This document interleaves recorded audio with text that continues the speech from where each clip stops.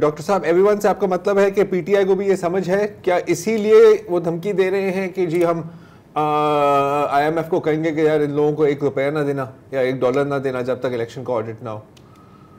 सो आप इन a sense ये सही कह रहे हैं कि एवरीवन से मेरा मतलब है all the political parties and military and civil bureaucracy, I think they all have understood this fact which is very good, because आपको ये कंसेंसस चाहिए अगर अगला प्रोग्राम चलाना है आपने।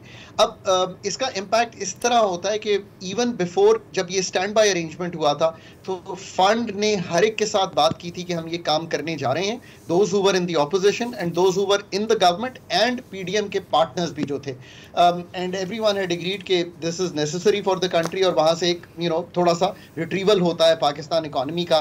अभी एक मैक्रो इकोनॉमिक सी स्टेबिलिटी थोड़ी सी दिखाई दे रही है, रुपए की जायरेशन टूट गई हैं, इन्फ्लेशन 38 से 29 की तरफ आना शुरू हुई है, हमारे बॉन्ड की कीमत वापस आई है, so on and so fourth. PSX ने थोड़ा सा रिट्रीव किया है। सो अब अगर इस वक्त ये समझ है तो आई डोंट थिंक कि कोई डीरेल करना चाहता है, बट ये एक जिसे आप कहीं लेवरेज है इस वक्त ऑपोजिशन के पास कि they have to be on board, they understand IMF wants कि ये कंसेंसस बने।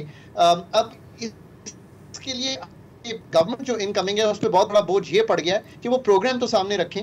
अब मैं जहां तक पहले प्रोग्राम्स में आपको एक बात कहता रहा हूं कि आईएमएफ इज अ मस्ट, मैं अब आपको एक सेकंड स्टोरी ये दे रहा हूं and I have just come out of a discussion on this with very senior people.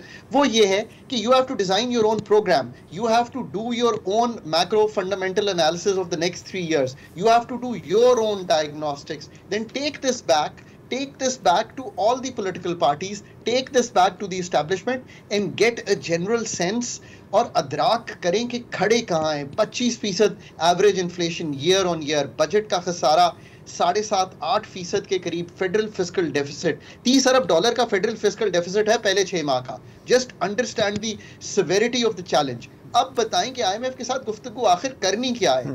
अगर आप ये चीज आउटसोर्स करके आईएमएफ पे छोड़ देंगे तो प्रोग्राम भी चलाना मुश्किल हो जाएगा। So I think we now entering the second stage. अगर आने वाली गवर्नमेंट और करंट जो स्टेट अपैरेटस है वो डिजाइन कर पाएगा कोई प्रोग्राम जो कि बेनिफिशियल भी हो, थोड़ा स्ट्रक्चरल इन नेचर भी हो, वो पहले 1-2 साल में मुश्किल जो चीज़ें हैं, मुश्किल से मतलब प्राइसिंग नहीं, मतलब डाइवेस्टमेंट है, न्यू टैक्सेशन है, अगर तो वो ये चीज़ें निकाल ले तो फिर तो हम ये कर पाएंगे। अगर ये सब कुछ नहीं हो सकेगा तो फिर जो ऑब्वियसली एक स्ट्रॉन्ग ऑपोजिशन है उसका प्रेशर रहेगा।